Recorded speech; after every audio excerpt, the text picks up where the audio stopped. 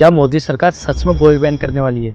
आजकल व्हाट्सएप पर ऐसे फॉरवर्ड मैसेज देखकर लोग पैनिक कर रहे हैं। लेकिन रुकिए, इसके पीछे का असली खेल कुछ और ही है।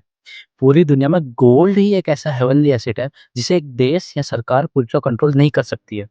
तो फिर हमारे प्राइम मिनिस्टर ने हमें गोल्ड कम खरीदने की सलाह क्यों दी हम सोने के गहने नहीं खरीदेंगे। थी? चलिए इसे आसान भाषा में समझते हैं। मान लीजिए भारत एक परिवार है और अब इस परिवार को दुनिया के बाजार से दो बहुत महंगी चीजें खरीदनी पड़ती हैं। पहला है क्रूड ऑयल और दूसरा है गोल्ड। लेकिन क्रूड ऑयल खरीदना हमारी मजबूरी है। अगर तेल नहीं आएगा तो पेट्रोल डीजल नहीं मिलेगा, ट्रांसपोर्ट रुक जाएगा और देश में महंगाई आसमान छूने लगेगी। लेकिन दूसरी चीज है गोल्ड।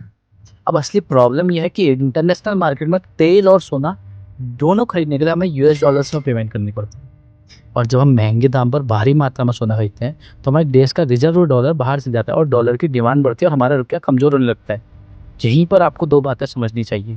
पहली, आपके लॉकर में रखा फिजिकल गोल्ड एक डेड एसेट है। यह देश की इकोनॉमी में कोई नई जॉब्स या ग्रोथ पैदा नहीं करता है।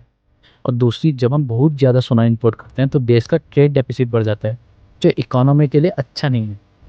अगर आपको गोल्ड में इन्वेस्ट करना ही है तो फिजिकल गोल्ड को या सॉवरेन गोल्ड बॉन्ड्स यानी एसजीबी, गोल्ड ईटीएफ्स या डिजिटल गोल्ड है।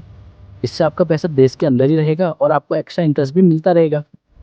तो बात बहुत साफ है, क्रूड ऑयल खरीदना तो देश की जरूरत है, लेकिन बाहर से गोल्ड इंपोर्ट करना हमारी चॉइस है। हम तेल खरीदना बंद नहीं कर सकते, लेकिन इकोनॉमी को मजबूत रखने के लिए फिजिकल गोल्ड की डिमांड को जरूर कंट्रोल कर सकते हैं। वैसे क्या आपने कभी सोचा है कि दुनिया भर का व्यापार सिर्फ यूएस डॉलर में क्यों होता है? इसके पीछे ब्रेटन वुड्स मीटिंग की एक बहुत ही दिलचस्प कहानी।